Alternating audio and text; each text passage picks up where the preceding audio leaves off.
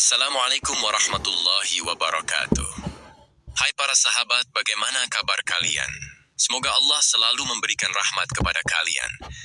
Apa yang lebih menyesakkan daripada tersenyum di depan orang lain? Sementara di balik senyum itu, engkau menanggung hutang yang tak tahu bagaimana membayarnya? Malam makin larut, tapi matamu tak juga terpejam. Pikiranmu penuh angka, penuh tagihan, penuh tanya. Harus mulai dari mana lagi aku bertahan? Tak ada pesan masuk yang memberi kelegaan. Tak ada panggilan dengan kabar baik.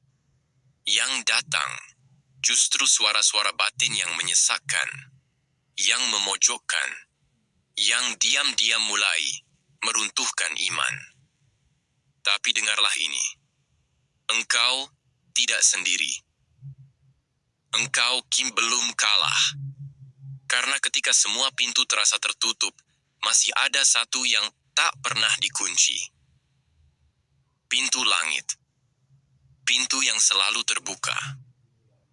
Bagi siapa saja yang mengetuknya, dengan air mata, dengan sabar, dan dengan keyakinan bahwa Rabb-Nya tidak pernah tidur. Kadang, kita lupa.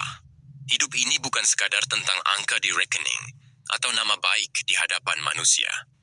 Kita terlalu sibuk berlari, mengejar jalan keluar yang tampak oleh mata, hingga tak sadar. Yang paling kuat itu bukanlah kaki kita, tapi sujud kita. Jangan pernah mengira Allah tidak melihat air matamu atau mengabaikan lelahmu. Justru di saat engkau paling tak punya apa-apa, itulah saat Allah paling dekat padamu. Ada satu doa yang dahulu sering diucapkan Nabi saat kesulitan menghimpit. Allahumma kfini bihalalika an haramika, wa aghnini bifadlika amman siwaka. Ya Allah, cukupkanlah aku dengan yang halal darimu, dan jauhkan aku dari yang haram. Cukupkan aku dengan karuniamu, dari selainmu. HR Tirmidzi Hasan. Doa ini bukan hanya tentang meminta lunasnya hutang, tapi tentang memindahkan harapan dari dunia kembali kepada Allah. Dan Allah sendiri telah berjanji dalam Al-Quran.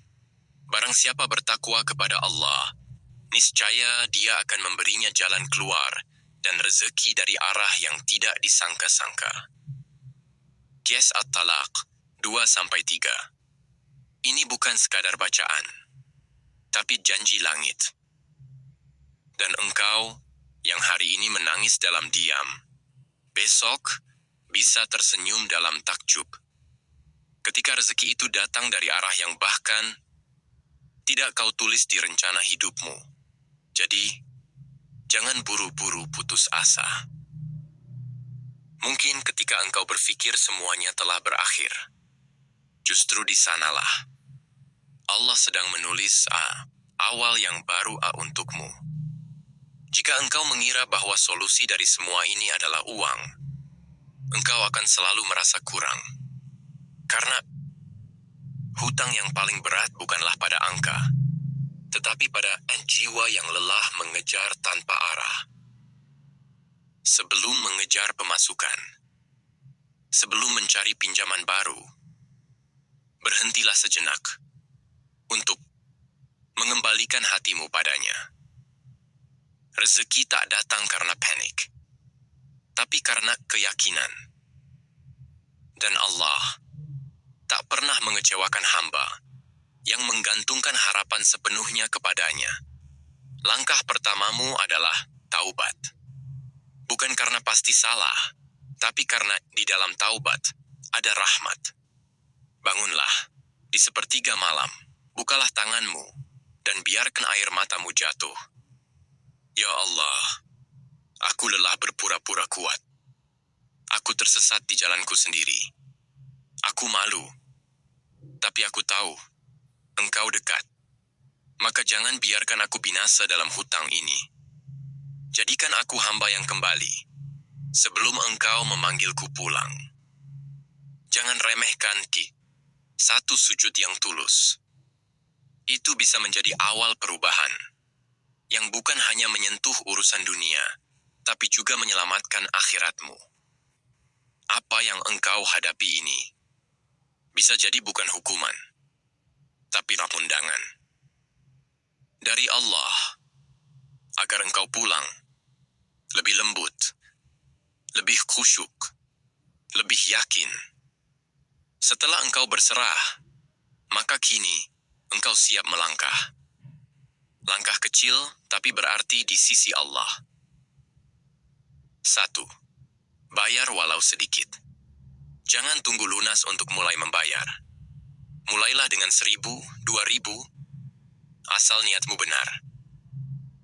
Aku ingin bebas karena Allah, bukan karena malu pada manusia. 2. Sedekah walau kekurangan.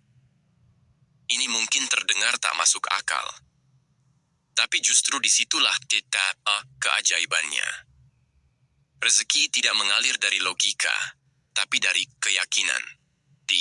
Minta maaf. Kadang rezeki terhalang, bukan karena hitungan bisnis, tapi karena luka yang kita tinggalkan di hati orang lain. 4. Berdoa setiap selesai salat fardu. Doa yang pelan, jujur, penuh pasrah. Bukan sekadar lafaz, tapi jeritan hati yang menggantungkan segalanya padanya. Hutang bukan akhir cerita. Bisa jadi itu adalah panggilan untuk membangun kembali hubungan dengan Sang Pemberi rezeki. Jika engkau masih di sini, masih mendengarkan kata demi kata, maka yakinlah satu hal. Hatimu belum mati. Harapanmu belum selesai.